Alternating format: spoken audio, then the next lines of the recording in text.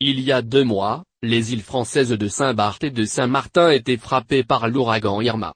D'une violence incomparable, la tempête a ravagé les 2 petites îles à plus de 90% pour Saint-Martin et causé des dégâts innombrables sur l'île de Saint-Barth.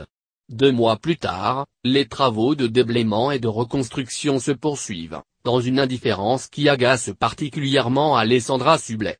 Au moment de la tempête, l'animatrice, dont les parents vivent sur l'île, avait été la première à appeler les personnalités et les grandes fortunes à ouvrir leurs maisons pour aider les sinistrés.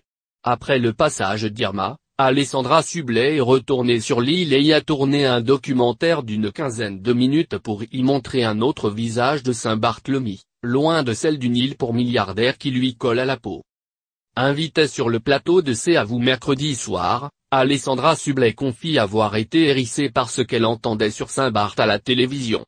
C'est tellement cliché de dire c'est l'île des milliardaires, ils ont besoin de personne et en fait on s'en fout, ils se démerdent point, que c'est bien qu'il y ait des gens qui disent ben désolé, mais j'y suis, et il n'y a pas Leonardo DiCaprio et Beyoncé avec une pelle en or pour enlever les tôles, a-t-elle ragé.